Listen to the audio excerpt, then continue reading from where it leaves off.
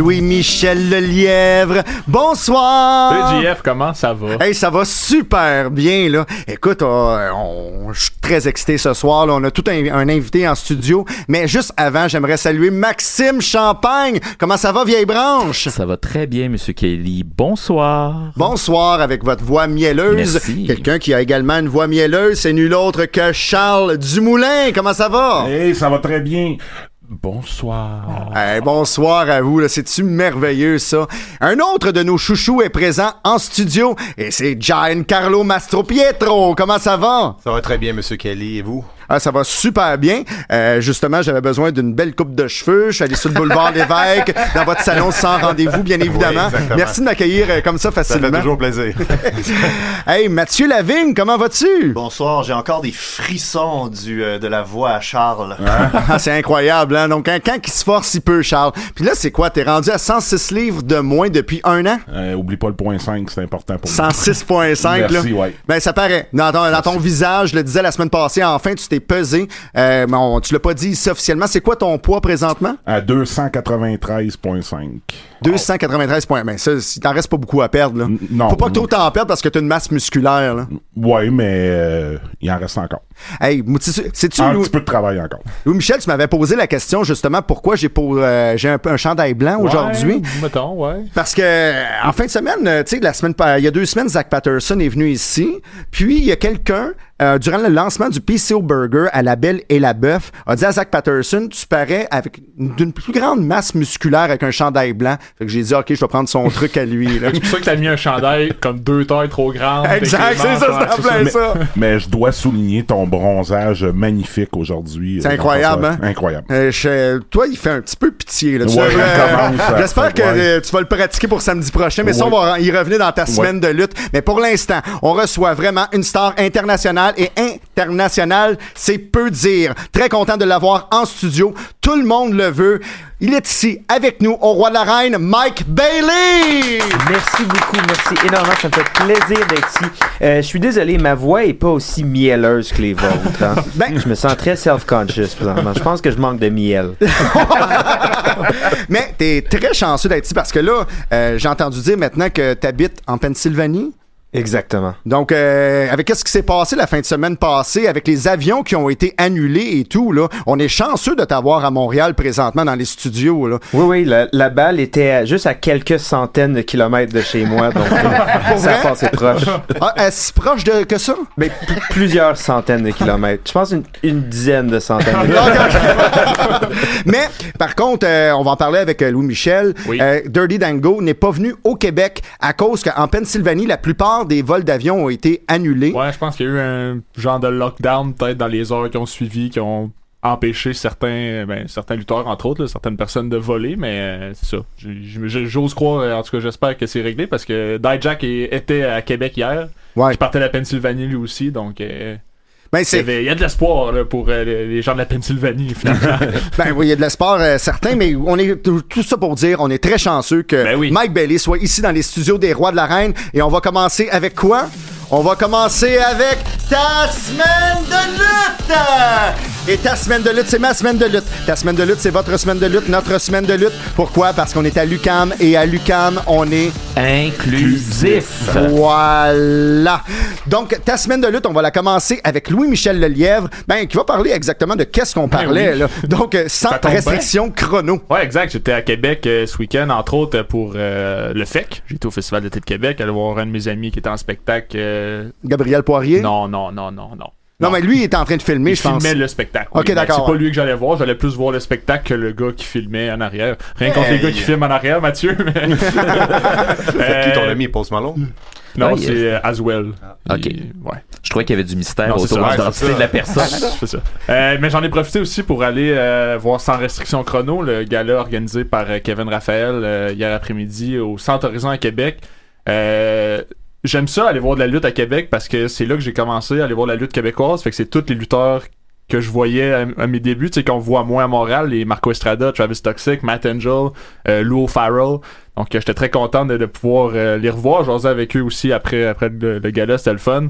J'ai découvert l'Aigle Blanc aussi, lutteur français. Mike, je pense que tu as affronté l'an dernier en France d'ailleurs. Oui, un des meilleurs lutteurs en France de loin. Aigle Blanc est absolument fantastique. Je suis vraiment content qu'il sorte de la France et qu'il arrive finalement au Canada. Ouais, très cool. Puis ça, il a affronté, c'est des matchs de 4 minutes, c'était assez rapide. Il a affronté Travis Toxic, Matt Angel, Marco Estrada, donc quand même une belle brochette pour ses débuts au Québec. Là, c'était quand même intéressant à voir. Là. Ouais, mais j'aimerais ajouter sur Aigle Blanc, qui est vraiment sympathique. Là. J'ai eu l'opportunité d'y parler en après-midi. Pas seulement moi, là, ben, autant ses adversaires que les promoteurs à Québec. Tout le monde a dit, OK, il est fin, il est gentil, puis on veut qu'il revienne au Québec. Puis justement, il a été booké pour le 20 septembre prochain pour le deuxième spectacle de Kevin Raphaël.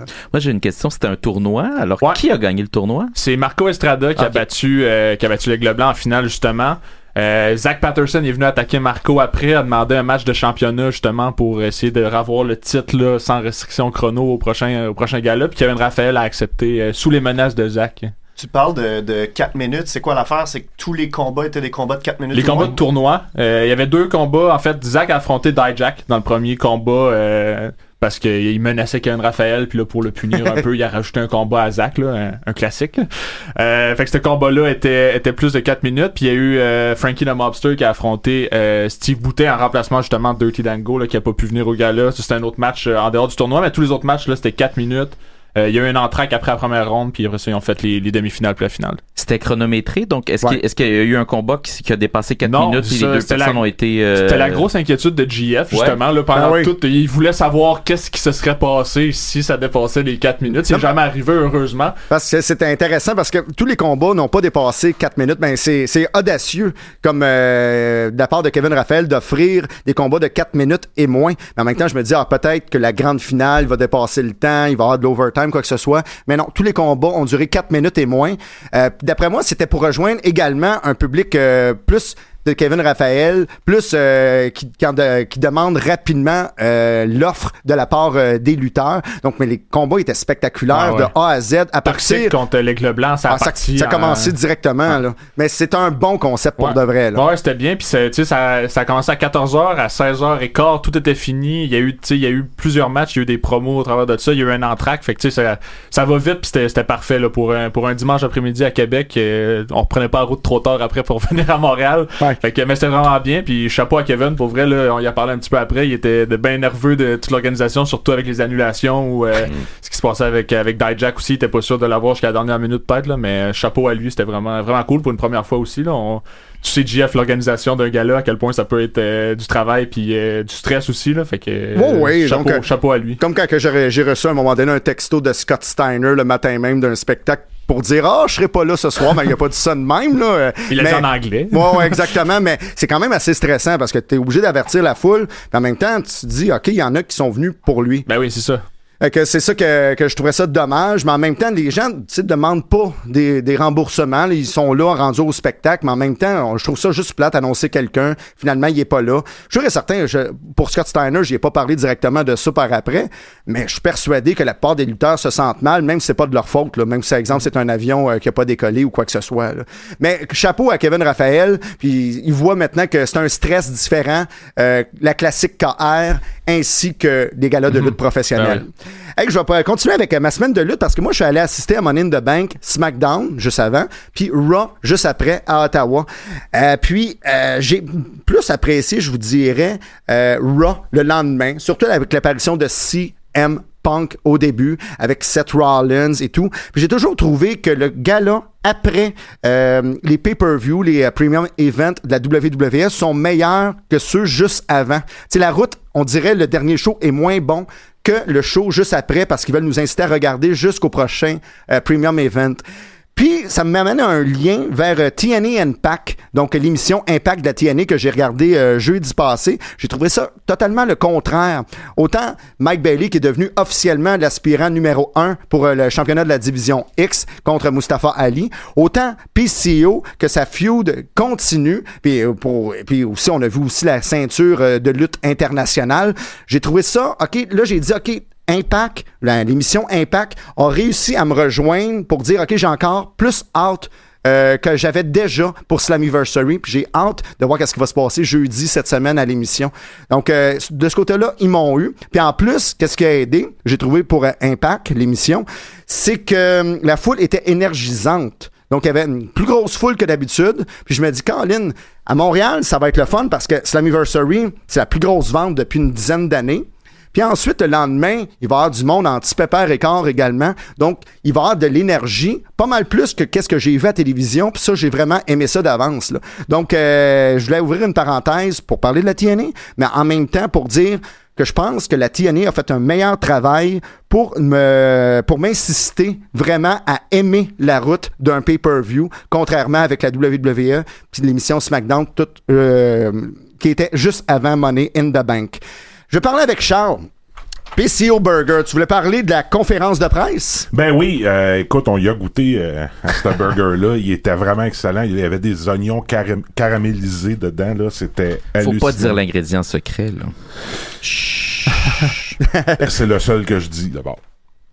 Ouais, mais c'est un excellent burger. Pour le vrai, là, pour l'instant, c'est disponible dans un seul La Belle et la Bœuf. La Belle et la Bœuf, ouais. Ouais, non, mais pas tout au complet. C'est à Saint-Bruno pour l'instant, au promenade Saint-Bruno.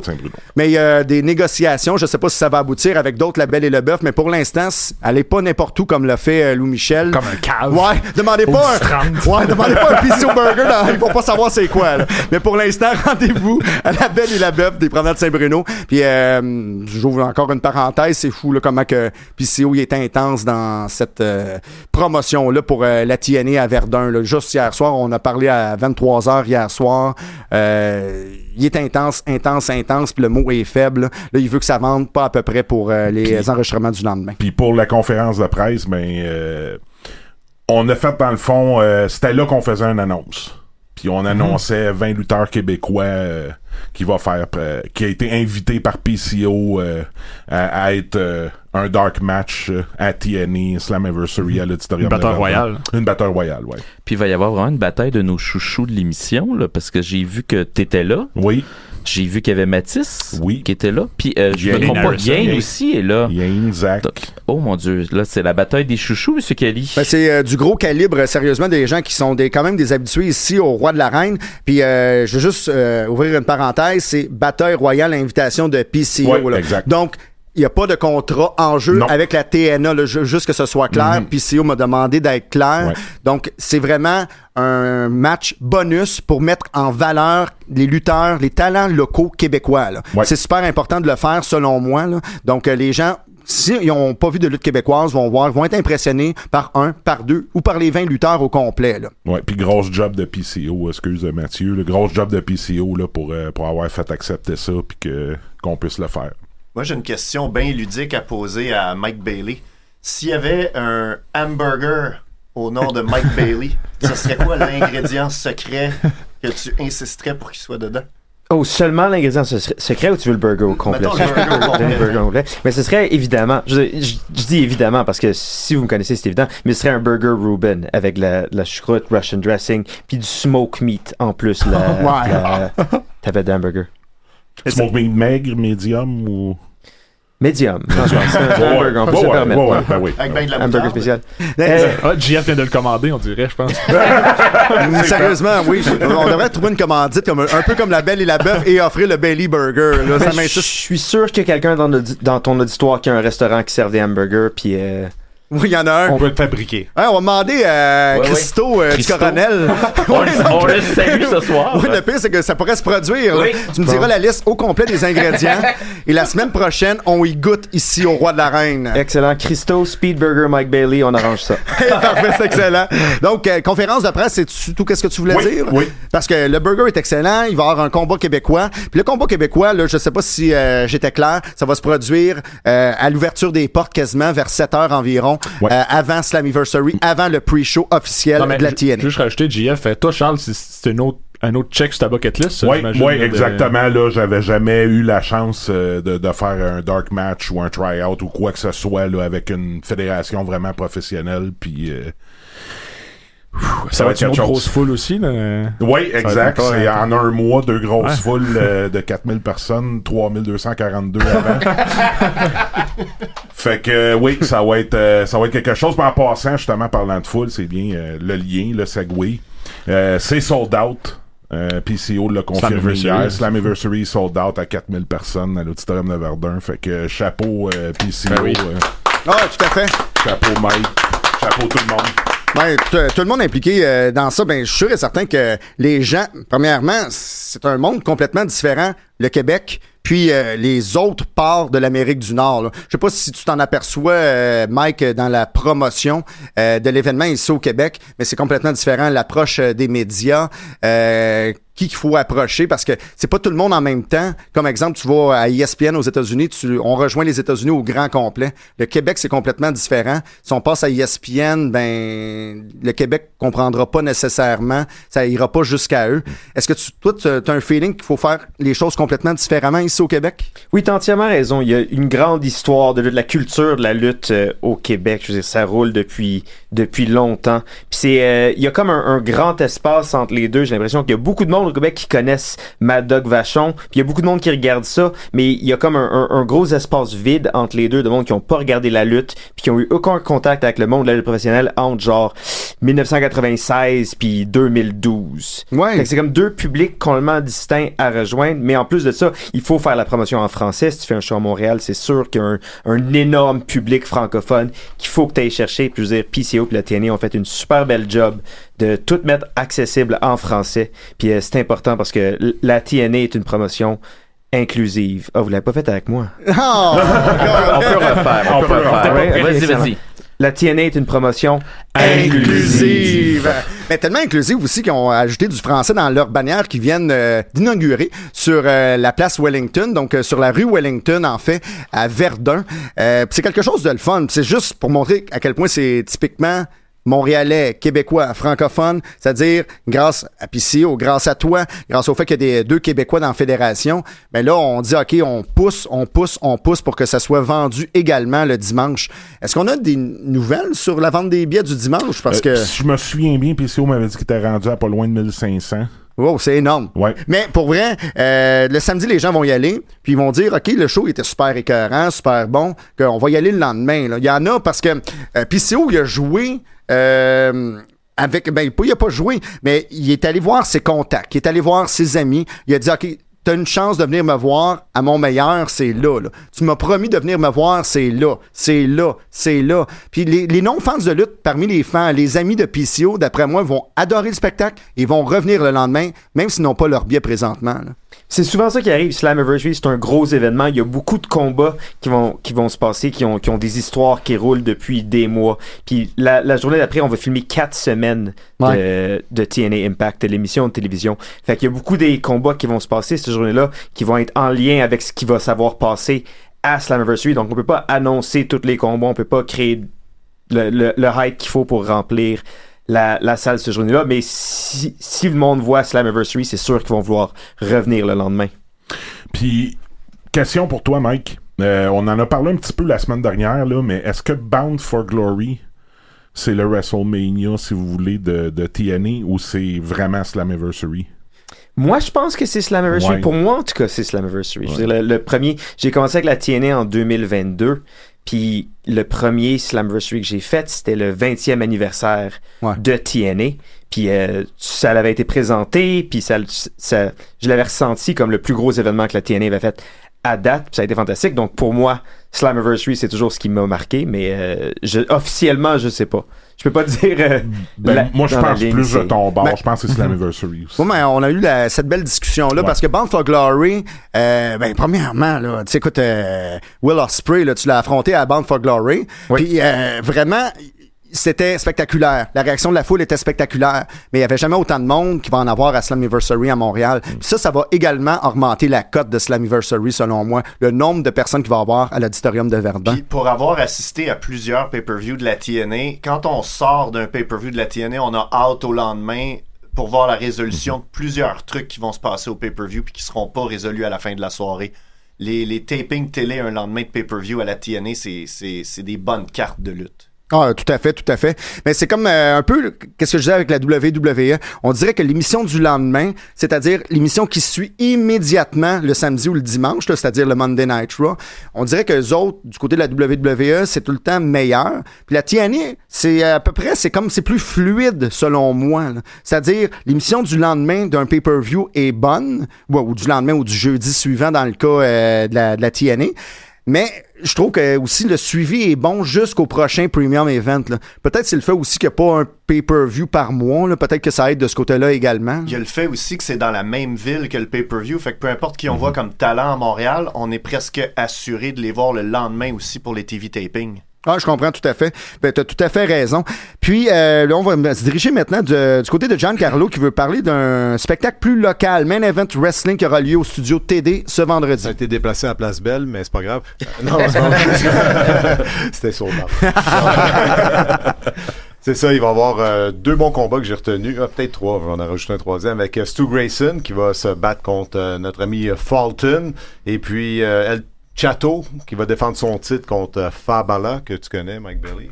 Et puis, il est encore à TNA? Falaba, oui, je le connais. Fabala, j'ai dit Fabala. On dirait une chanson de Noël. Oui, puis, il est encore à TNA? Non. Non, ça fait longtemps qu'on l'a pas vu. Je pense qu'il était parti avant que j'arrive. OK. Et puis, notre ami chouchou, Ian Harrison, qui va se battre contre Abu. Alors, ça risque d'être une bonne soirée.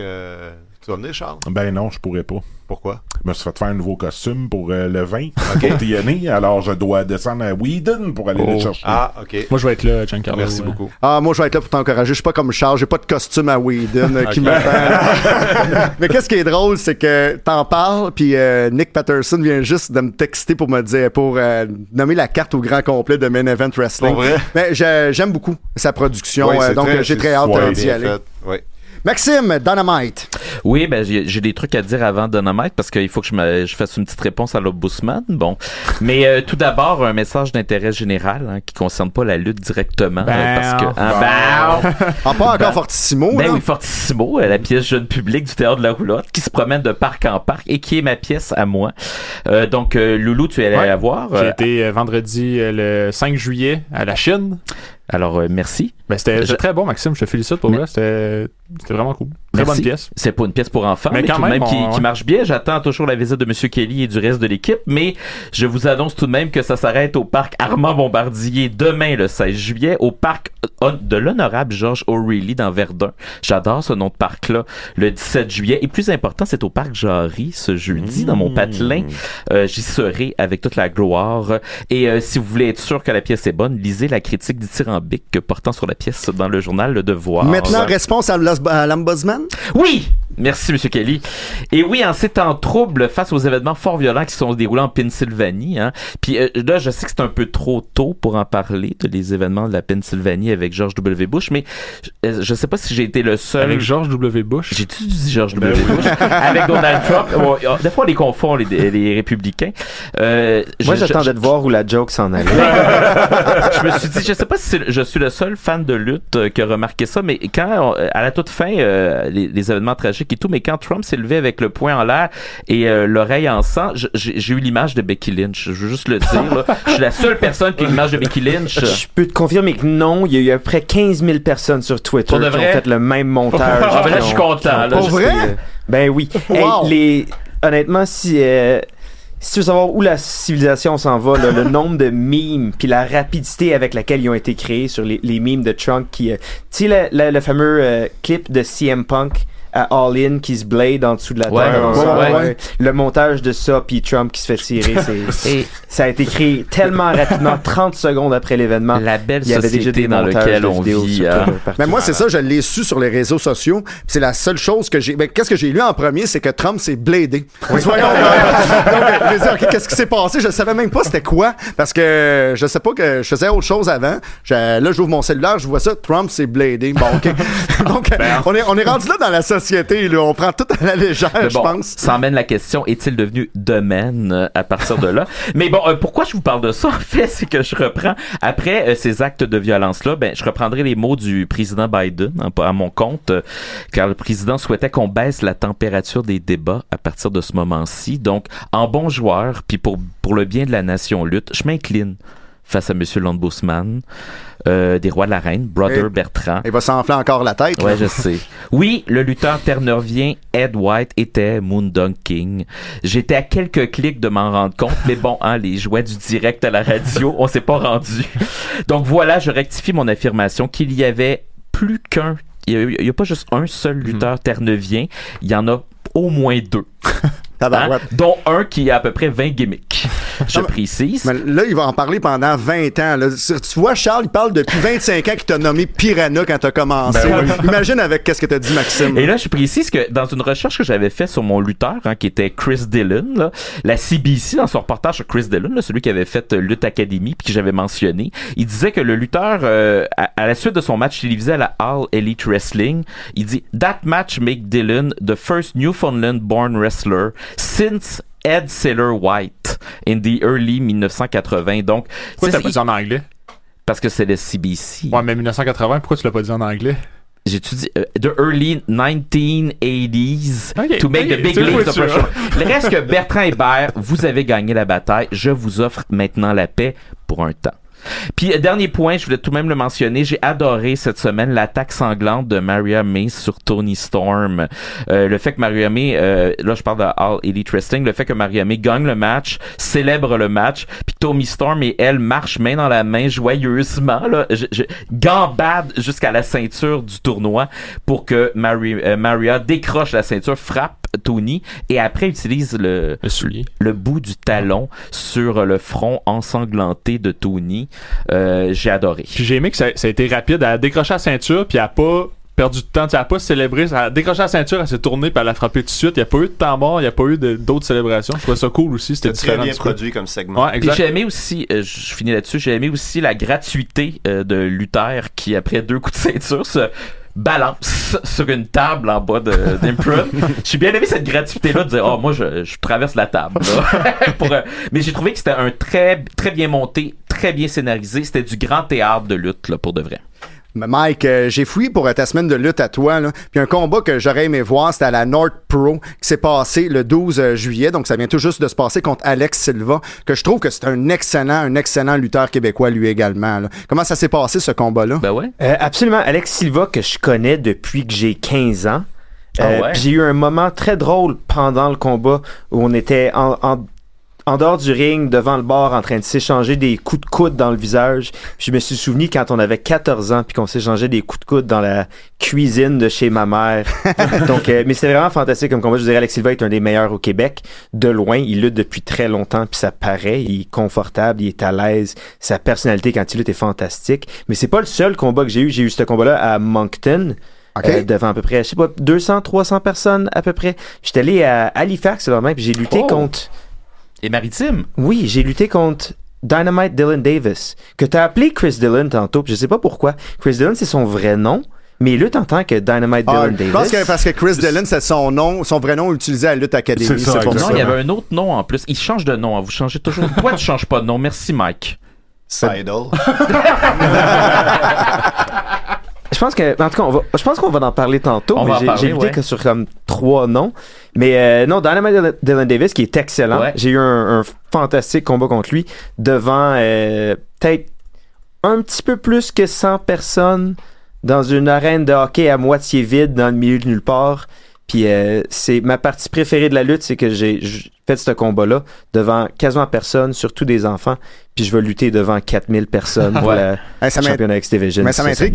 Quand tu luttes devant un public comme ça, puis t'es plus habitué de le faire, là, comment qu'on sent? Est-ce que tu te dis, OK, je me sers de ça comme une pratique pour qu'est-ce que je vais faire plus tard, ou tu fais comme si tu luttais vraiment encore devant 4000 personnes, devant ces 100 personnes-là? Non, c'est complètement différent, mais il faut que tu connaisses le contexte. T'sais, ça fait partie d'être un bon lutteur, c'est de savoir le public devant lequel tu luttes. De savoir si est-ce qu'ils te connaissent déjà. Comme le combat contre Mustafa Ali que je vais faire samedi, le monde sont au courant. Ils savent comment on se sent, ils savent notre relation. Le public de la TNA me connaît très bien, le connaissent très bien. Donc, il n'y aura pas de présentation à faire. Mais quand je lutte Dynamite Dylan Davis devant 100 personnes qui ont aucune attente, il y avait peut-être 20 personnes dans la foule qui savaient qui j'étais. Donc, faut que je me présente du début. Ça me laisse la chance d'être n'importe qui pendant un certain temps. Mais non, c'est pas quelque chose que je suis pas habitué de faire. C'est quelque chose que je prends. J'ai énormément de fierté à le faire continuellement. Je lutte devant 60 personnes régulièrement, comme je lutte devant 1000 personnes régulièrement, parce que c'est ça la lutte. Quand tu luttes, dans les maritimes, par exemple, est-ce que tu penses que les gens qui te connaissent de Mike Bailey sur la lutte québécoise ou plus de Mike Bailey à la TNA, ou c'est un mix des deux? Est-ce que tu vois ça? C'est un mix, honnêtement, mais tu le vois. Honnêtement, tu le vois par rapport au t-shirt. Il y avait un gars qui portait un t-shirt de Deadlock Wrestling. Fait que je sais que lui, il va me connaître, tu sais, mon travail sur la lutte indépendante américaine surtout, mais ça varie beaucoup. Il y a du monde qui me voit à TNA, comme il y a du monde qui me connaissent à travers la lutte indépendante américaine, comme il y a du monde qui me connaissent localement parce que j'ai déjà lutté à Halifax, mais c'est toujours... je veux dire, c'est dommage qu'il n'y ait aucun breakdown puis qu'il n'y ait personne qui soit vraiment là pour prendre des statistiques pour ce que je sache vraiment un nombre exact, mais c'est... tu regardes la lutte depuis combien de temps? La lutte indépendante? Indépendante, ouais. 2017. Ouais, OK.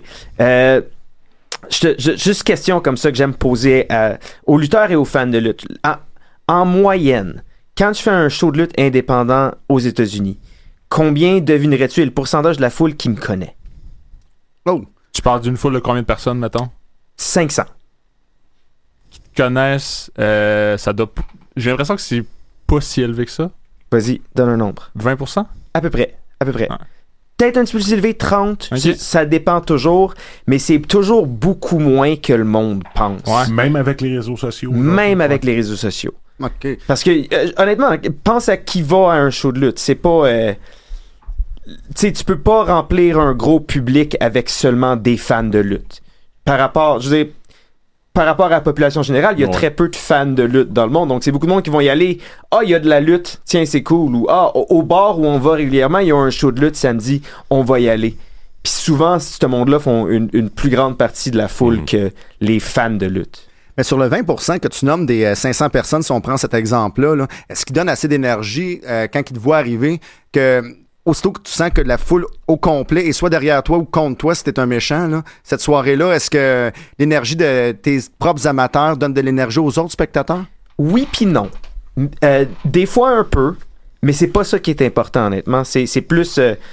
si t'es un bon lutteur, tu prends la peine de montrer à tout le monde si t'es gentil, pourquoi t'es gentil ou si t'es un méchant, pourquoi ils devraient te huer. L'erreur que beaucoup de lutteurs font, c'est de dire « Ah, quand j'ai fait un show dans cette ville-là il y a 2 mois, je me suis tourné contre mon partenaire par équipe, fait que la foule a pas aimé ça. Fait qu'aujourd'hui, je vais être un méchant. » Puis là, ils sortent, puis ils font des doigts d'honneur à tout le monde, puis le monde sont comme « Mais c'est qui lui? Pourquoi il m'envoie chier? » Parce qu'on n'a pas l'opportunité d'avoir ces fédérations-là, puis qu'est-ce que moi j'avais avant, l'opportunité d'avoir un contrat de télévision pour rappeler les histoires aux gens là, à chaque fois. Là. Même des fois, c'est difficile à la WWE, à la TNA. Si tu manques une émission ou 2, puis le lutteur est rendu méchant, ça prend quand même une explication certaine. Là. Exactement. Puis c'est pour ça qu'il faut que tu luttes complètement différemment. C'est pas comme s'il y avait un épisode à chaque semaine où le monde te voyait puis était au courant.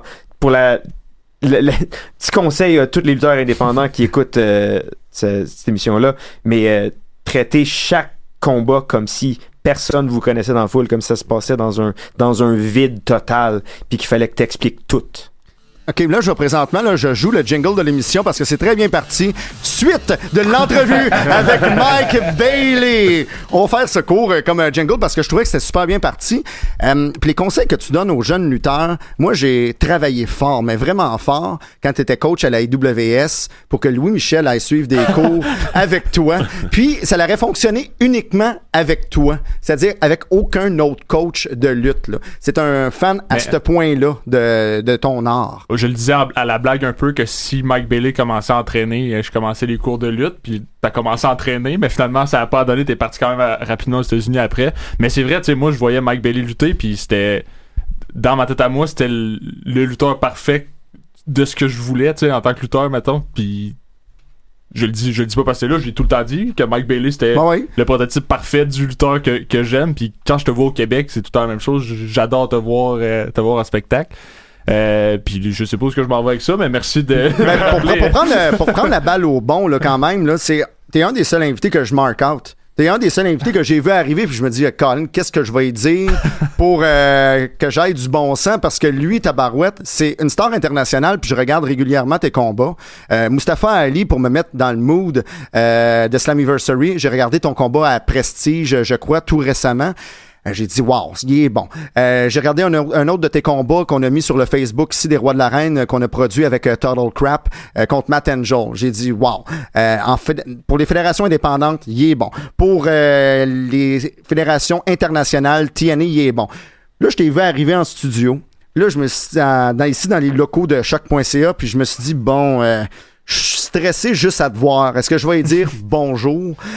Tu dégages un aura international que je marque out parce que tu es bon sur un ring de lutte, puis aussi en même temps, tu connais ta lutte. Fait que je pense que t'es le premier, puis genre, on en a reçu quand même des gros invités ici, là. PCO en fait partie. Peut-être que j'ai moins marqué out parce que c'est un ami depuis longtemps, là, PCO. Mais toi, quand je t'ai vu arriver, j'ai dit, wow, ça fait longtemps que je l'ai vu. Puis là, je l'admire à la télévision. Puis là, je le vois dans les locaux de choc.ca. J'ai comme figé tantôt quand je t'ai vu, là. Puis je pense que c'est qu'est-ce que les gens font quand ils te voient lutter. Parce que souvent, quand c'est la première fois, là, je parle, quand c'est la première fois qu'ils te voient sortir, surtout... mettons, il y a quelques années, sur le territoire québécois, t'arrivais, jeune, fringant et tout, contre des fois un gars plus bâti. Là, quand tu commences tes kicks, quand tu commences à lutter, tout le monde se dit dans la foule, je m'essayerai jamais contre lui. Là. Est-ce que c'est une des stratégies de ton personnage? Ben, premièrement, avant de répondre à ta question, Jean-François, merci beaucoup pour tous les beaux compliments, Jean-François et Louis-Michel. Puis aussi pour tout si ça te réconforte, tout ce que tu dis a eu beaucoup de sens, à part pour vos 20 000 inside jokes que j'ai compris à moitié. Mais oui, ça a été une des grandes forces de ma carrière. Honnêtement, je suis petit, comparé au physique que le monde s'attend dans le lutteur. Quand j'ai fait du taekwondo toute ma vie, quand j'ai arrêté de faire de la compétition, j'avais à peu près 25 ans. Je me battais à 140 livres. Puis je pesais à peu près 150 livres, qui est beaucoup plus petit que le port du temps. Maintenant, je pèse plus que ça, mais surtout dans le temps. Tu sais, quand j'arrivais avec mon uniforme de taekwondo, la réponse des gens était toujours drôle. C'était vraiment... j'ai l'air plus jeune, quand j'avais 25 ans, j'avais l'air d'avoir 16 ans.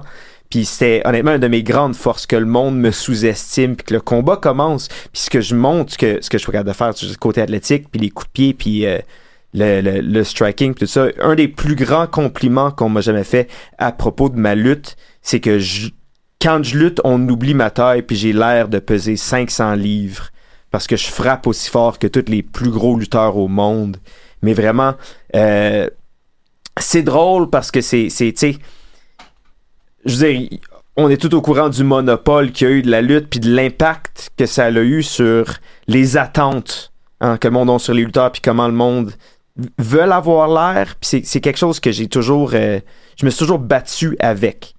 Les stéréotypes, les attentes d'un lutteur. Vouloir avoir l'air de moi-même au lieu d'avoir l'air d'un lutteur, de ce que le monde considère un lutteur.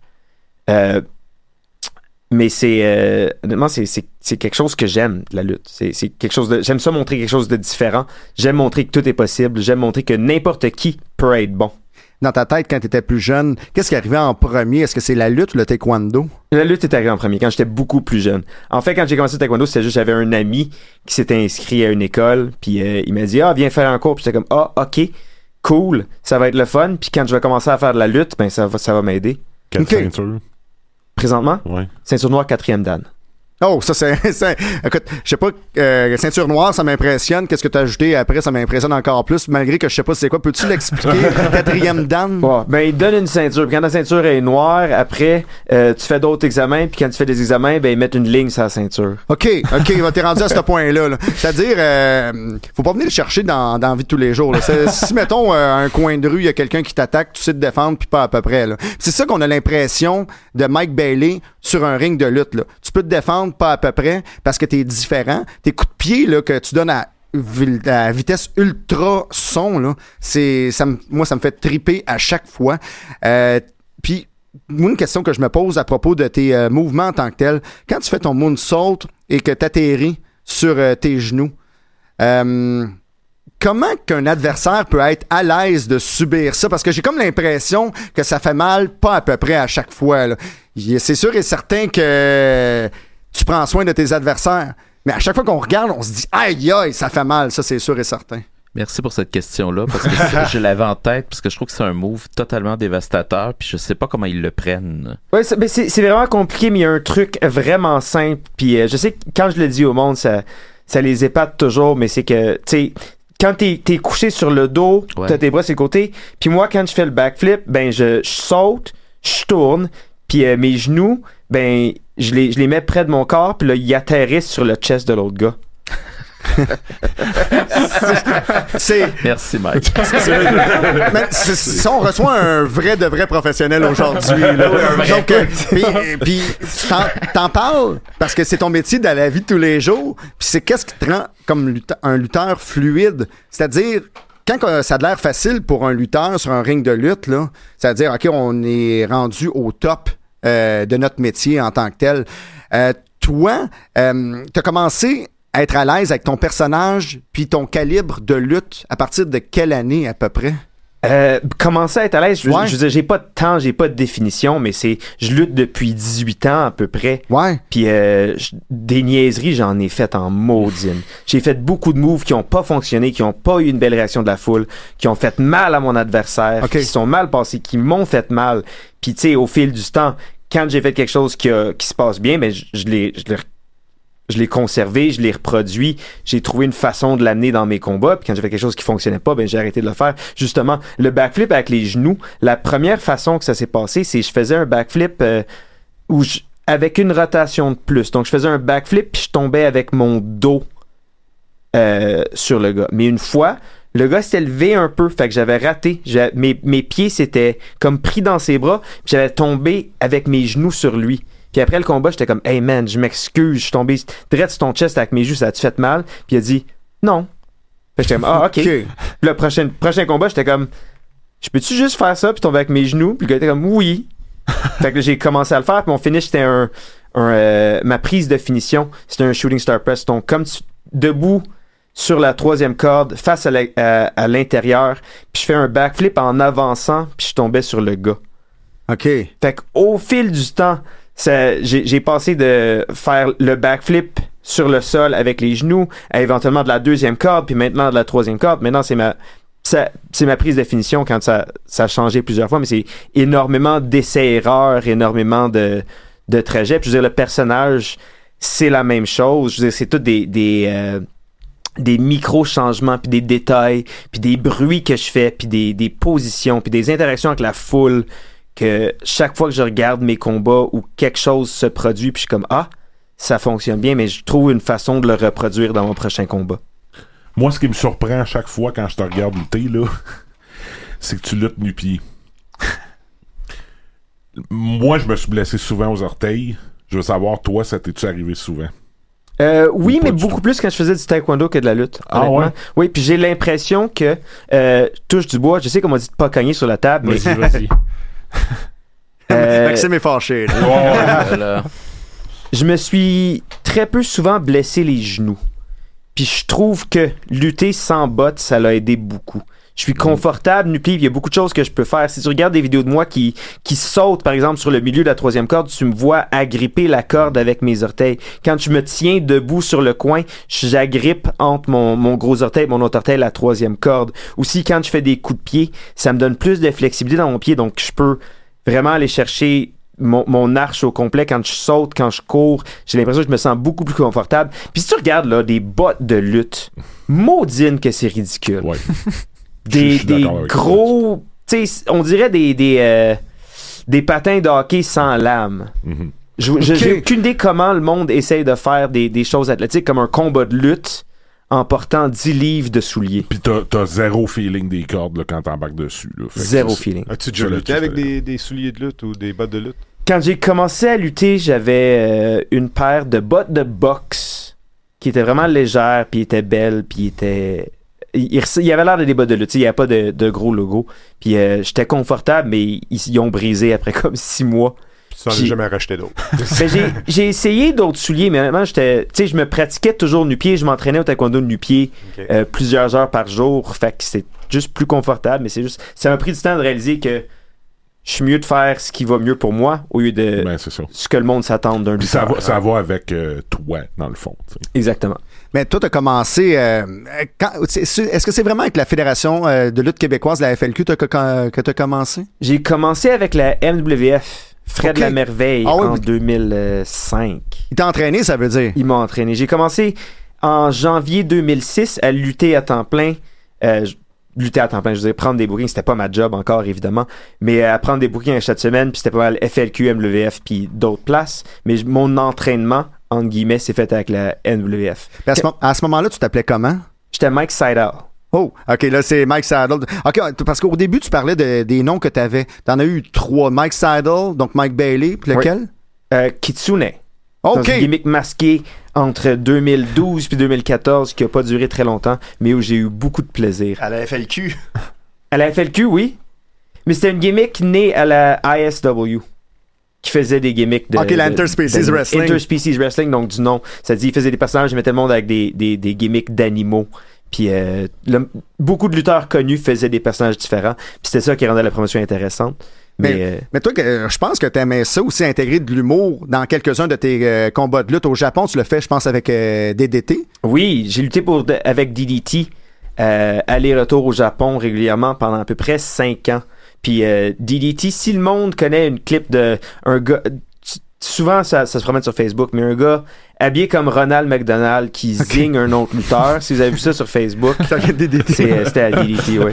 Mais toi, au départ, parce que plusieurs personnes seraient surprises de ça parce que tout le monde te perçoit comme un lutteur sérieux. Est-ce que toi, t'es à l'aise avec ce style de combat-là? Mais c'est le fait que je sois un lutteur sérieux qui rend ça drôle. OK, moi, je comprends. Honnêtement, si... il y a Dan Chocudino, je sais pas si on connaît Dan Chocudino, peut-être, Mathieu, oui, mais qui est un lutteur gay à DDT, que sa prise de finition, c'est il tire ses shorts, il te met la tête dedans, puis il te donne un marteau pilon. Hey boy! OK, c'est drôle. Oui. Donc, la plupart de ses mouvements, ça tourne autour de ce personnage-là. Puis c'est juste drôle quand il s'en prend à des personnages sérieux. OK, ouais, je comprends. Je veux dire, plus les lutteurs sont bons, plus quand ils font quelque chose de ridicule, ça devient intéressant.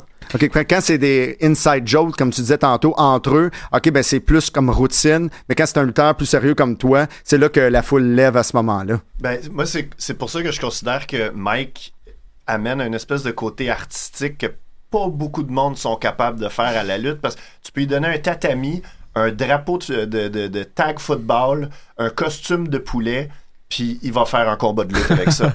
Puis il y a pas grand monde qui est capable de faire ça. Merci beaucoup. Mais ou quand il vient à Montréal, un cône orange. Hein, parce qu'il y en a partout. Je sais que Mathieu, t'as vu le combat que j'ai fait contre Yoshihiko, qui est la poupée gonflable de DDT. Il me semble que tu m'en as parlé. Oui. Je pense que je t'avais envoyé un message. Oui, à DDT, où j'ai fait un combat de à peu près 20 minutes contre une poupée gonflable.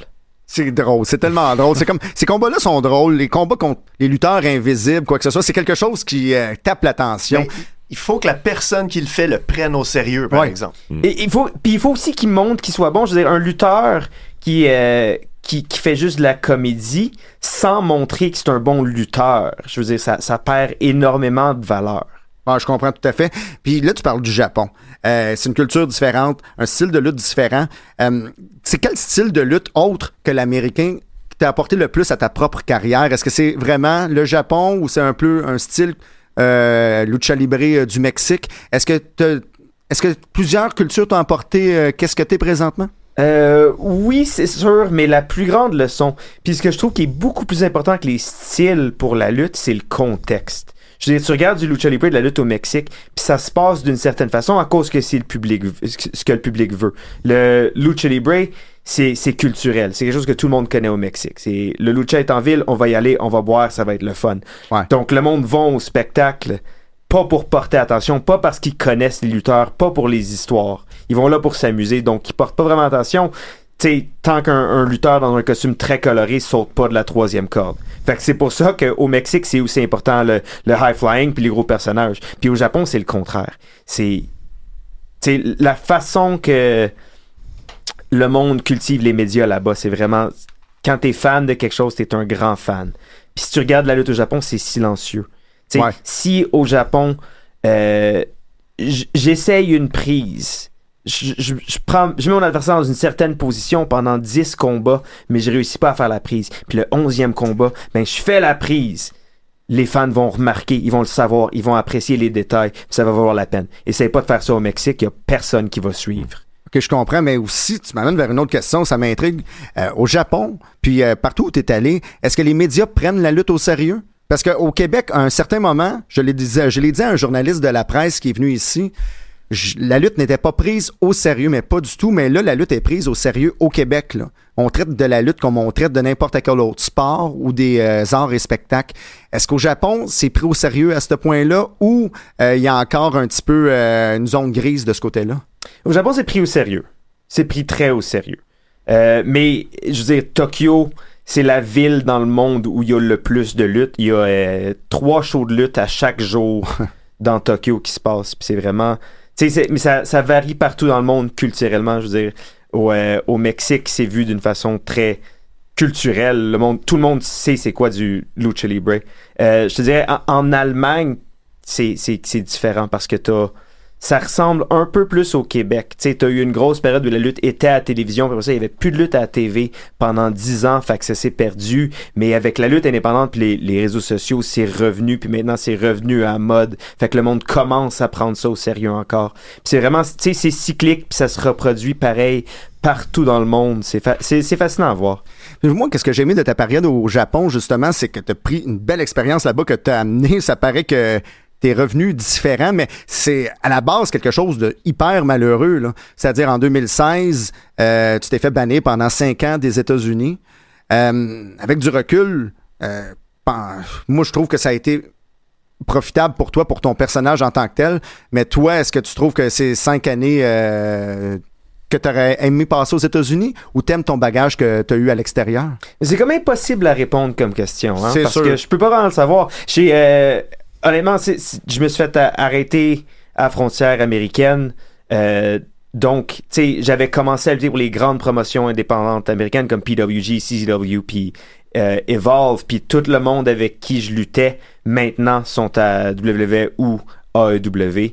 Puis c'était peu avant le Cruiserweight Classic, qui était quand la WWE a fait un tournoi où il y avait amené beaucoup de lutteurs poids légers, puis ils en ont signé beaucoup.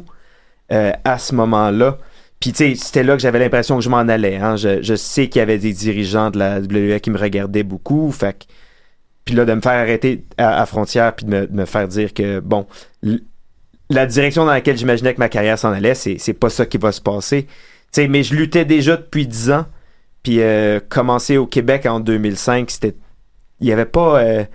Chase, je suis sûr que tu es au courant, mais il n'y avait pas beaucoup de monde qui s'enrichissait avec la lutte québécoise. Non, ça c'est clair. Ça c'est clair. Avant genre 2016, il y a très peu de monde qui se faisait même payer. Ben exact. On était gratuit. On en rit encore aujourd'hui, mais on en parlait récemment. Les NCW où luttait Charles, il était payé avec un hot dog s'il restait des hot dogs de la cantine. C'est fou à ce point-là, avec du recul. OK, c'était une différence de budget parce que ça coûtait plus cher. Puis l'avantage aujourd'hui, la lutte a augmenté en crédibilité, je trouve, parce qu'avant, on allait au Club Soda. Est-ce qu'on peut louer? Bien sûr. Pour de la lutte? Ben non. Donc, les grandes salles d'art comme ça refusaient la lutte professionnelle, puis maintenant, c'est venu. On sait que c'est bon, puis pas à peu près. Là. Puis c'est des personnes comme toi, comme PCO, comme Kevin Owens, Sami Zayn, qui ont apporté ça dans la culture québécoise. Il y en a des bons Québécois à l'extérieur. Là. Puis ça, je pense que faut vous remercier pour votre intensité dans votre sport, là, parce que c'est vraiment des personnes comme vous qui ont fait ouvrir les portes. Sami Zayn et Kevin Owens, c'est 2 excellents exemples de monde qui ont ouvert beaucoup de portes pour des lutteurs québécois. Parce que je veux dire, ils sont pas le prototype de lutteur que la WWE voulait engager dans le temps. Fait qu'ils ont vraiment fait leur nom à travers les promotions indépendantes, puis surtout Sami Zayn et El Generico en luttant partout dans le monde, je veux dire absolument partout, puis montrer que c'était possible. Fait que même sans les États-Unis, il y avait du monde qui avait fait quelque chose que je pouvais faire, tu sais, à voyager partout dans le monde, à lutter au Japon, en Europe, puis faire leur nom comme ça. Donc c'est vraiment d'avoir eu cette option-là quand aller lutter aux États-Unis était pas une option, c'est vraiment quelque chose de réconfortant.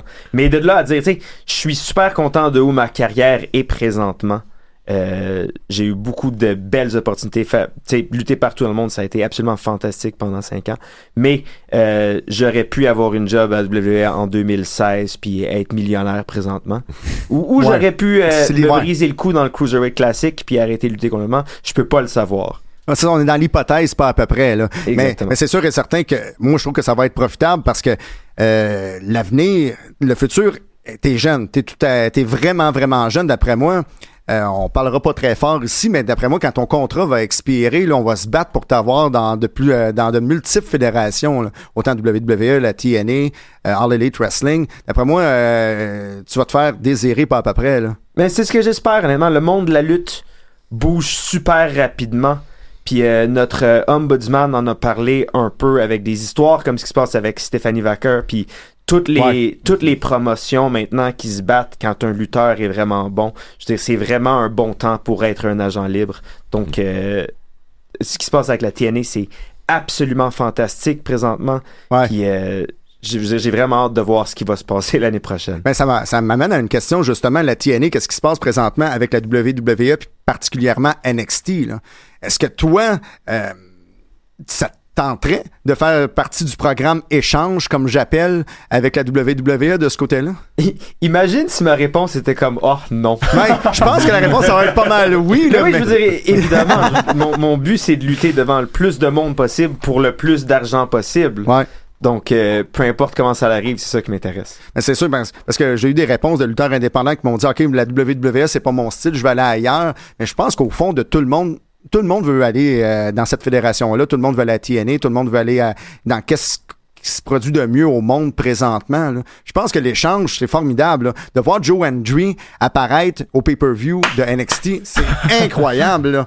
Puis, t'aurais fait une apparition, t'aurais été autant reconnu que lui. Là. Puis, je vais ouvrir la parenthèse pour Joe Hendry. Lui, c'est le fun qu'est-ce qu'il fait également pour Montréal avec sa marchandise. J'ai vu son chandail qui va sortir pour Montréal avec les fleurs de lys. Puis, We Believe, mais OUI pour le oui, là. We Believe. On dirait un chandail du référendum de 1995. Là. Puis pour vrai, j'adore ce lutteur-là, puis j'adore ce qui se passe présentement entre la WWE puis la TNA, là, qui a commencé avec la division des knockouts. Mais tu fais je sais que tu fais une blague, mais Joe Hendry qui est écossais, hein? L'Écosse qui est un autre pays qui a essayé de se séparer. Ouais. Donc, je veux dire... Tout est dans le thème. Exactement. C'est informé à ce point-là, d'après toi? Non.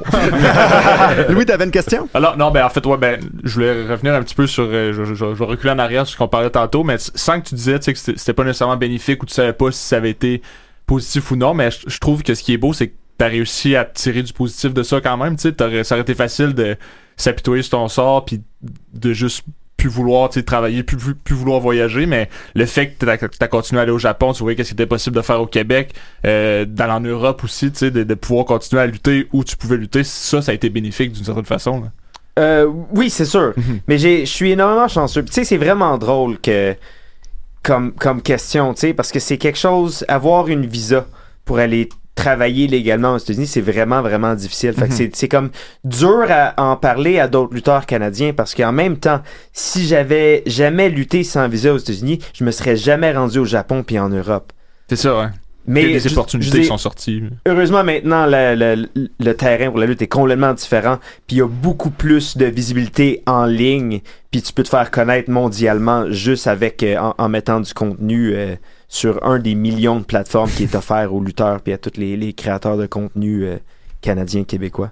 Vas-y, Maxime. Moi, j'ai un mystère, Mike Bailey, parce qu'à chaque fois que j'entends parler de toi, c'est souvent qu'on dit « Ah, Mike Bailey a fait 5 matchs en un week-end. » Ouais. C'est des matchs 5 étoiles. Non, c'est pas 5, c'est 14. C'est 14. Puis là, je me pose la question, comment tu fais pour faire genre 14 matchs en un week-end, des matchs de haut calibre? Est-ce qu'à un moment donné, tu te dis, je vais avoir tes insides intérieurs? Est-ce que tu te dis à un moment donné, bon, ce match-là, je vais le prendre plus relax ou celui-ci va être 15 minutes? Parce que comment tu fais pour garder cette énergie-là, donner ces matchs incroyables? Parce que je pense que t'es le seul que je vois sans arrêt revenir en disant, il a performé durant cette semaine, il en a fait 10, c'est tous des matchs exceptionnels. J'entends pas ça des autres lutteurs. Donc, il y a quelque chose chez toi qui est dans l'énergie. Je veux juste savoir ton retour, là, ta réflexion. Est-ce que tu te conserves? Est-ce que tu conserves ton énergie? Comment tu réussis à performer autant de matchs en si peu de temps? C'est complexe comme question, mais ma réponse simple, c'est tu te serres les poings, tu te mords les lèvres, puis tu le fais. OK. Je veux dire, c'est juste une partie de la réponse. Mais c'était super important pour moi, de sachant que je fais beaucoup de combats. Que ce soit pas parce que j'en ai beaucoup que les combats valent moins. Je voulais que chaque combat soit aussi bon que si c'était mon seul combat de la journée. Puis c'est quelque chose qui est super important pour moi parce que, honnêtement, on me paye beaucoup d'argent. 5 combats dans une journée, j'ai fait beaucoup d'argent. On me paye cher, puis le monde paye cher pour leur billet pour venir me voir. Donc, je veux pas qu'ils payent pour aller voir un combat de Mike Bailey puis que le combat soit décevant parce qu'il y a un autre combat sur un autre show. Alors, je me sentirais vraiment mal, mais l'autre réponse à la question, c'est je suis bon à la lutte professionnelle. T'es un genre de marathonien, tu sais, parce que pour en faire autant, faut que tu sois, il faut que t'aies une qualité de persévérance puis de résilience. Je suis bon, mais d'une façon très spécifique, il y a énormément de stratégie dans comment je lutte. C'est pas juste, je vais aller puis je vais trouver quelque chose à faire. Non, j'ai des règles très strictes et très claires que tous mes matchs doivent suivre. Puis j'ai des choses que je fais dans chacun de mes matchs. Puis j'ai un niveau minimum de ce que je dois faire dans mes combats que je respecte de façon très stricte. Puis je veux dire, c'est ça qui fait en sorte que tous mes combats, peu importe devant quel public, peu importe contre quel adversaire, peu importe où, sont toujours à un minimum bon. Moi, c'est qu'est-ce que j'aime chez toi, c'est parce que il y a tout le temps une routine qu'on veut voir chez un lutteur. Toi, on connaît ta routine, tes coups de pied, les descentes du genou. Il y a tout le temps une routine quelconque, mais toi, tu l'as fait pratiquement à chacun des combats, puis boum, il arrive quelque chose de spectaculaire, soit qu'on n'a jamais vu avant, ou soit qui est amené différemment durant le combat. Je trouve que c'est ça qui fait la beauté de la chose. Est-ce que c'est ça que tu veux dire par stratégie? Oui, ça en fait partie. C'est sûr qu'il y a des règles très strictes en termes de rythme, en termes de structure de combat, en termes de rapidité. Mais oui, je veux dire, si j'ai une reproche à faire aux lutteurs indépendants moyens, c'est qu'ils font trop de choses différentes. Ils font trop de moves différents. Ils savent pas assez ce qu'ils font. Ça se tient pas assez. Chacun des combats sont trop différents l'un de l'autre. OK, je comprends. Mathieu? Ça m'a rappelé le combat que tu avais fait à la IWS. Je crois que c'était contre Joey Janela. Et à moins que je me trompe, Joey Janela avait l'air d'être arrivé en plein milieu de la pause, à peu près 10 minutes avant votre combat. Ce qui veut dire qu'en 10 minutes, vous avez planifié puis offert un combat incroyable qui durait au moins 20 minutes là, de ma mémoire. Puis c'est probablement un des meilleurs combats que j'avais vu de l'année. Puis ça m'avait complètement flabbergasté comment tu peux prévoir un combat qui augmente en intensité, mais comment tu peux monter un combat comme ça sans le caler dans le ring si tu l'as pas calé dans le ring? C'est faut être bon. Je sais pas comment dire, mais c'est bon. C'est ma chose préférée à dire à chaque fois que je fais des entrevues. Ouais. Mais si tu veux montrer à quelqu'un c'est quoi la lutte professionnelle et pourquoi il devrait aimer ça, ce que tu devrais leur montrer, c'est pas juste le combat, c'est pas juste ce qui se passe dans le ring, mais c'est vraiment, tu devrais leur montrer tout ce qui se passe. T'sais, quelqu'un qui arrive du Japon en avion, qui rencontre quelqu'un qui est arrivé du Mexique en avion, 2 personnes qui parlent pas le même langage du tout, qui vont se gesticuler puis discuter en anglais brisé pendant comme 10-15 minutes, qui vont se serrer la main, qui vont se séparer, puis après ça, ils vont se rencontrer dans le ring, puis ils vont présenter une scène de combat de 30 minutes, sans faute, super impressionnante, qui doit être valide de tous les angles. Je veux dire, c'est pas comme si tu pouvais tricher la caméra sans production, sans rien. Pour moi, c'est ça la lutte professionnelle. C'est cet échange-là au complet. Puis honnêtement, ce qui se passe dans le ring, c'est juste la moitié de la game. Mais ça, j'aime ça, le fait que tu dises il faut être bon. Parce que il faut comparer ça aussi avec des joueurs de hockey, exemple de la Ligue nationale de hockey. Pourquoi ils sont là? Parce qu'ils sont bons. Pourquoi t'es là? Parce que t'es bon. Donc, t'assimiles tout à fait comment qu'il faut faire 6 combats en une journée sans que ça paraisse que ça fait 6 combats par respect pour les spectateurs également. Ouais, je vais revenir sur le truc de Lost in Translation, la traduction que tu parlais du Mexicain qui rencontre le Japonais, parce que toi, t'es tout de même, tu sais, t'as passé un bon temps au Japon, je suis allé visiter le Japon, puis... La seule fois qu'il n'y a pas eu de lutte au Japon.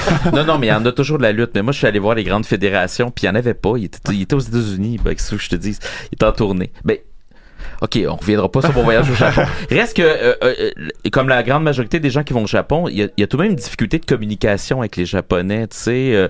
Comment t'as fait sur le ring? Ça se communique en anglais ou comment vous faites pour communiquer? Parce que moi, j'ai trouvé ça relativement difficile, ce rapport-là, parce qu'il y en a à moitié qui connaissent pas l'anglais non plus. Donc, au niveau des lutteurs, pour s'entendre, comprendre, échanger.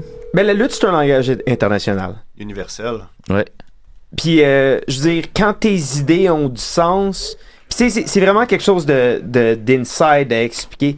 Mais admettons que j'ai 2 combinaisons de mouvements que je veux faire, que je vais présenter, que les 2 ont la même réaction de la foule, mais il y en a une qu'il faut que je répète pendant 10 minutes, puis l'autre, tu peux juste te le dire, puis tu vas t'en souvenir. C'est 2 choses différentes, puis il y a une grosse partie de la lutte qui est de comprendre comment planifier des combats. Puis quand t'es bon à planifier des combats, ça va plus loin que la langue différemment. Tu sais, je veux dire, avec seulement des mouvements corporels, puis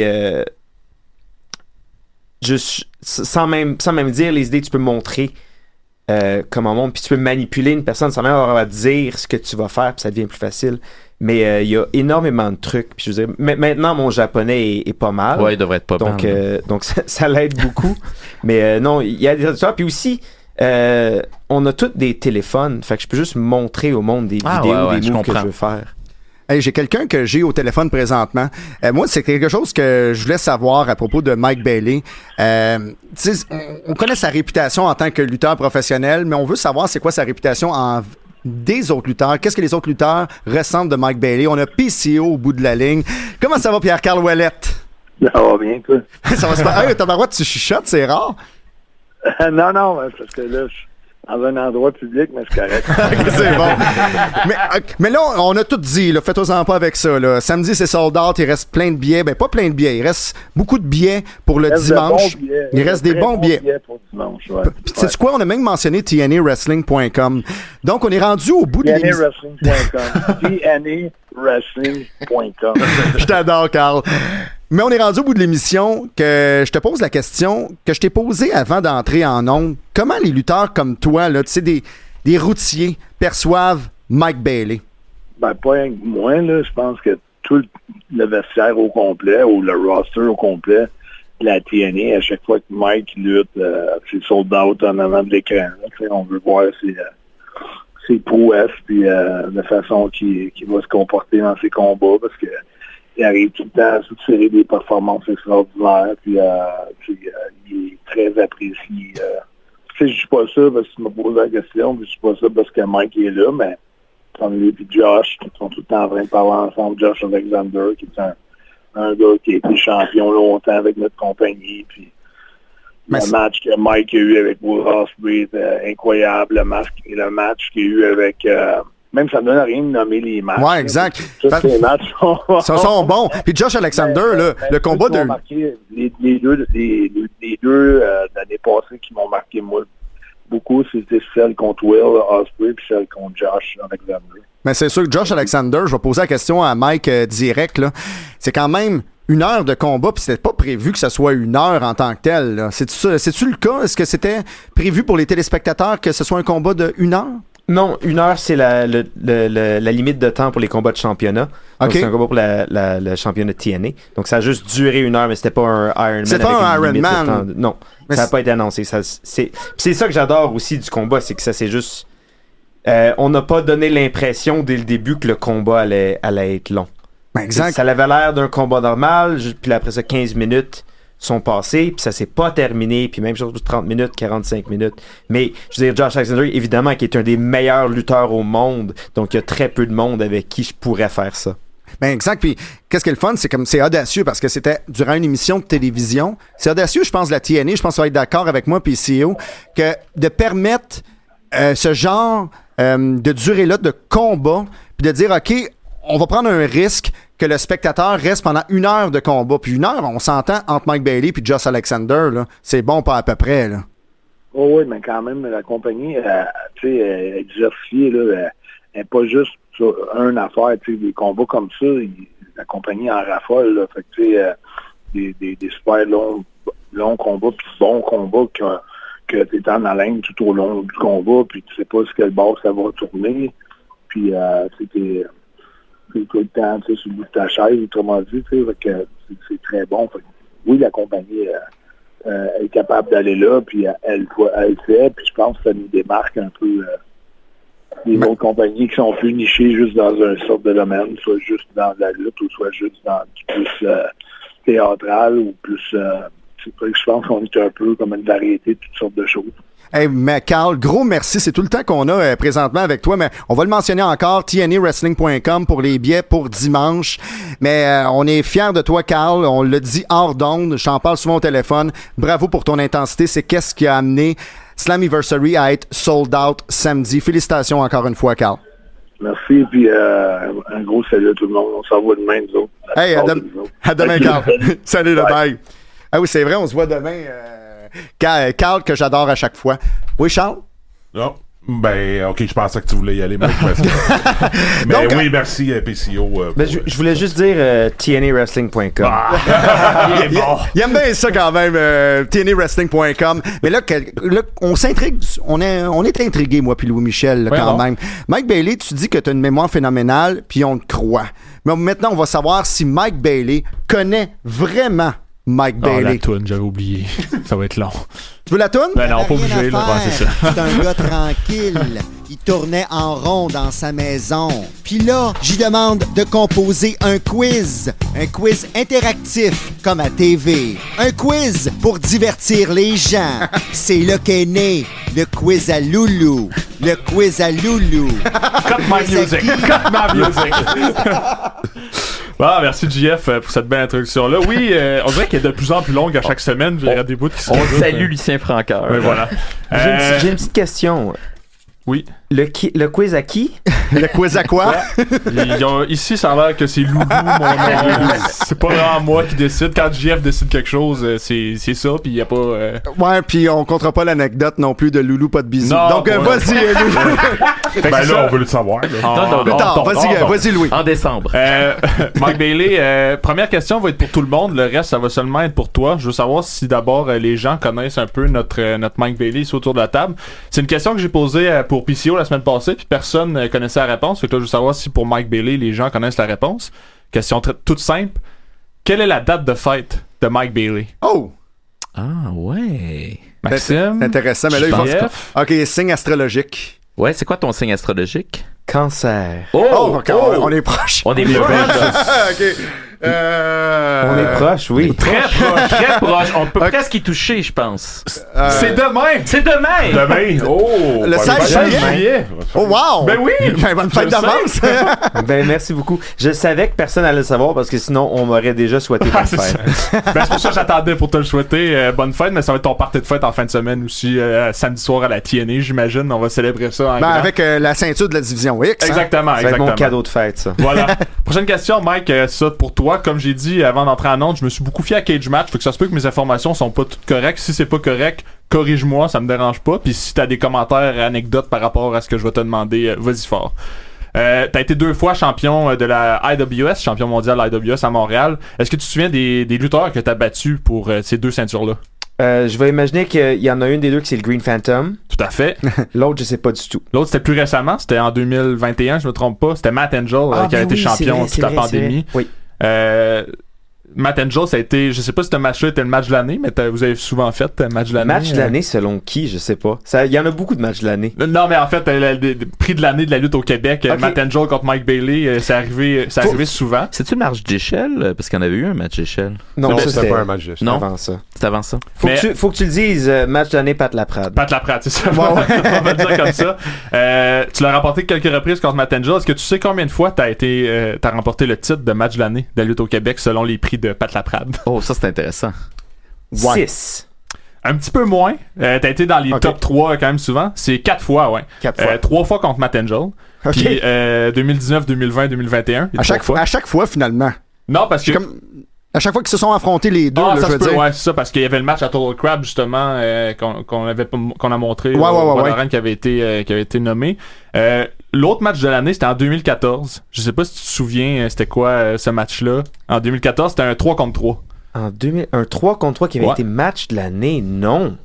C'était Mike Bailey et les Super Smash Bros. Evil Uno et Stu Grayson contre les Young Bucks et Bucks Belmore. Ça avait gagné match de l'année. Match de l'année en 2014. Ah, ok. Dans ma tête, ça a duré comme 10 minutes, puis c'était pas très bon. Il y avait beaucoup d'invités, j'imagine, mais c'était à la IWS, j'imagine, ce match-là. C'était à C4. C4. OK. Fighting back. Peut-être que c'est avec ton nouveau standard de qualité, parce qu'à ce moment-là, c'était bon. Non, je blague. Je suis sûr que c'était excellent. OK. T'as parlé tantôt, t'as fait tes débuts à la TNA en janvier 2022 au pay-per-view Hard to Kill. Est-ce que tu te souviens de tes adversaires dans ton Chris premier Bay, match? Ace Austin et Laredo Kid. Exactement. Wow. Solide. Connais bien son Mike Bailey. Mais ça, c'est récent. C'est ça. Mais quand même, c'est un four-way, quand même beaucoup d'adversaires. Un petit peu dans la même lignée, ton premier match au Japon, c'était aussi le 8 janvier, étonnamment. Même date que ton premier match à la TNA, 8 janvier 2016. Non. Non? 8 janvier 2016. C'est ce qu'il y a sur Cage Match. Ah, ok. Cage Match est basé en Europe. Donc, Ah. ils mettent le mois après la date. C'est en fait le 1er août. 1er août. Ah, Contre- ben, c'est mon erreur. Isami Kodaka. Puis je sais pas quelle promotion qu'ils ont mis, si c'est Basara ou DDT. C'est écrit DDT. C'est écrit DDT, ok. Ouais. C'est comme entre les deux parce que c'est un show co-promotionnel. OK. Mais oui, je m'en souviens. Ben, ma question, c'était ton adversaire, puis tu l'as nommé déjà. Ben donc, oui. même pas besoin de poser la question, il connaît déjà la réponse. Puis en plus, t'apprends des choses, c'est le mois avant le Ben, jour. c'est ça, là. ouais, je suis Bon. un peu, ouais, je suis pas très bon encore dans mes Rigueur, mon calendrier, rigueur. En 2023, Mike, t'as participé au tournoi Best of Super Junior de la New Japan Pro Wrestling. Tu t'es retrouvé en demi-finale du tournoi. Qui avait été ton adversaire en demi-finale? Le maître Wato. Exactement, Master Wato qui avait gagné Oui. le tournoi cette année-là. Parle-moi un petit peu de ça, Best of Super Junior, c'est quand même un des gros tournois de New Japan. Là. À part le G1, j'imagine c'est le plus gros tournoi. Là. Man, c'était, je pense que j'ai passé 18 jours au Japon à faire des combats à presque chaque jour. J'ai eu une journée off de toute la tournée où c'était pas soit une longue ride d'autobus ou un combat. Puis je veux dire, c'était vraiment, vraiment non-stop. Là. Puis c'était des combats qu'il faut qu'ils soient bons. C'était mon premier gros tournoi à New Japan. C'est la première fois que je luttais pour New Japan au Japon, pas seulement aux États-Unis. Fait que je voulais vraiment que tout soit bon. Puis honnêtement, ça a été absolument fantastique. J'avais le sourire aux lèvres tout le long de la tournée. Ils rendent ça facile. Hein? Tout le monde est bon. Les combats sont bien présentés. Puis tu sais, il y a eu des gros noms qui ont passé dans ces tournois-là. Exact, Là. ouais. Tu sais, on peut penser à Chris Benoit, Eddie Guerrero, Dean Malenko, mon idole. Il y en a plein qui ont passé par là. Fait que chapeau, man. Tout à fait. Prochaine question. Ouais, on parlait des matchs d'année, la lutte québécoise tantôt. T'as aussi remporté quelques fois le prix du lutteur de l'année dans les prix de la lutte au Québec de Pat Laprade. Est-ce que tu sais combien de fois t'as remporté ce titre-là? 5. Un petit peu plus cette fois, 7 Oh, wow. fois Ok. que t'as remporté le titre. 2015, 2016, 2017, 2020, 21, 22, 23. En fait, le seul qui t'a battu en 2018, 2019, c'est PCO. Puis depuis 2004, il y a juste 4 lutteurs qui ont remporté ce titre-là. Puis les deux autres, c'est Kevin Owens et El Generico Sami Zayn. Donc, quand même une belle brochette depuis 2004 qui se partagent ce titre-là. Quand même bel honneur, j'imagine. Je sais que tu vas me dire que c'est pas ça démontre pas tout, mais c'est quand même bien de voir que t'es reconnu par les gens qui votent pour ce prix-là. Là. Oui, c'est sûr. Non, quand même le c'est flatteur, là, j'imagine. C'est la même chose que les étoiles de Dave Meltzer. Je veux dire, c'est pas tu sais, une réalité absolue que je suis le meilleur lutteur, que j'ai été 6 années le meilleur lutteur québécois, mais c'est bien que quelqu'un le pense. OK, ça m'amène à une question. Là. Les étoiles de Dave Meltzer, là, justement, là, dans les coulisses, chez les professionnels, là, comment c'est perçu, ça?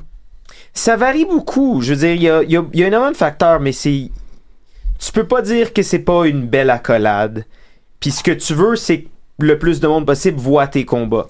T'sais, donc, quand ça a un bon rating, tu le sais que plus de monde vont le regarder, mais je veux dire, ultimement, ça n'affecte pas vraiment ta carrière, mais c'est une bonne mesure. Bon, c'est une bonne tape dans le dos. Exactement. Ouais. C'est aussi du bon marketing si tu sais t'en servir. Exactement. Louis? Dernière question, Mike, t'as parlé tantôt de la PWG, Pro Wrestling Guerrilla. T'as fait 3 fois le BOLA, le Battle of Los Angeles, le fameux tournoi de la fédération. Tu t'es rendu en finale à chaque reprise. Chaque fois que t'as participé au tournoi. 2 fois, les 2 dernières fois contre Daniel Garcia. D'ailleurs, un Ironman match l'an dernier de 60 minutes pour la finale. La fois d'avant, c'était en 2015. Est-ce que tu te souviens de tes 2 adversaires en finale du BOLA en 2015? Oui. Chris Hero et Zack Sabre Jr. Est-ce que tu te souviens de tous tes adversaires en 2015? Parce que j'ai la liste, puis je trouve ça complètement fou. Je pense que j'ai lutté beaucoup de monde en 2015. Tu dirais à Bola? À Bola, ouais, exact. Ça a commencé, j'ai battu Drew Galloway. Drew McIntyre. Peu importe. Ensuite, Tommy End, Will Ospreay et la finale. C'est quand même fou, cette liste-là. Ouais. Puis je regardais la liste de tous les lutteurs qu'il avait fait en 2015, puis ça, c'est tous des lutteurs qui sont connus présentement mondialement. C'était ta grosse année 2015 ou... Mais chaque année est ma grosse année. Je le sais, mais selon toi, c'était... En 2015, c'était ma grosse année. Jusqu'à date, ça a été ma grande. Mon plus grand accomplissement dans la vie et dans la lutte professionnelle, c'est que chaque année est meilleure que l'année précédente. Donc, je trouve que 2024, c'est ma meilleure année à date. Hey, très fort, là. On voit que tu connais vraiment ton Mike Bailey. Hey, c'est maintenant le temps d'un dernier tour de table. Ça passait hyper rapidement. Il y a plein de questions que j'ai pas eu le temps de poser, mais je veux vraiment prendre du temps pour dire que Slammiversary, c'est sold out en fin de semaine. Donc, essayez de voir avec des amis si on des billets de trop, mais c'est le seul moyen d'en avoir. Mais vous pouvez également assister à la TNA. C'est ce dimanche à l'Auditorium de Verdun. Ça commence de bonne heure, là. Donc, je vous préviens, là, parce que j'étais pas au courant jusqu'à la semaine passée. Ça commence à 17h. Les enregistrements de la télévision à l'Auditorium de Verdun. TNAwrestling.com pour tous les détails. Merci, Louis-Michel Lelièvre, pour ton quiz. Tout le temps fabuleux, là, vraiment.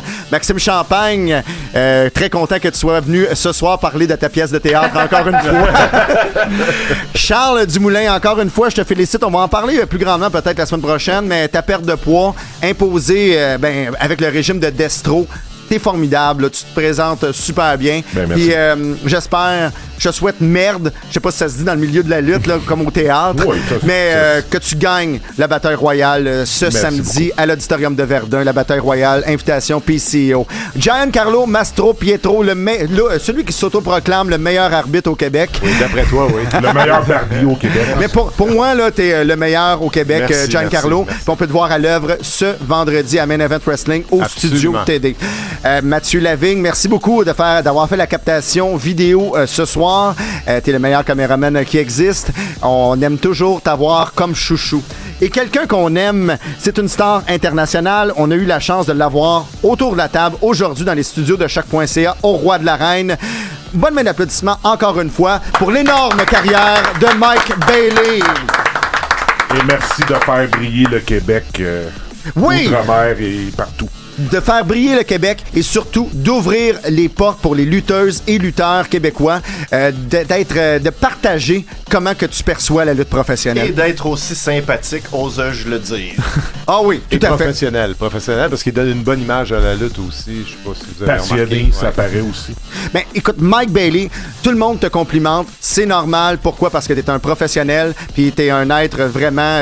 on veut à recevoir des conseils de Mike Bailey quand on est dans le monde de la lutte professionnelle. Donc, tu es à l'œuvre ce samedi à Slammiversary. Donc, maintenant, le seul moyen pour les Québécois, vous pouvez l'écouter en français également, en anglais, c'est sur fight.tv.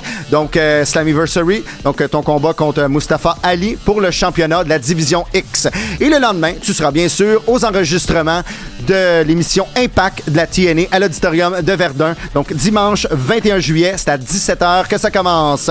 Mon nom est Jean-François Kelly et je vous dis à la semaine prochaine, si Dieu le veut!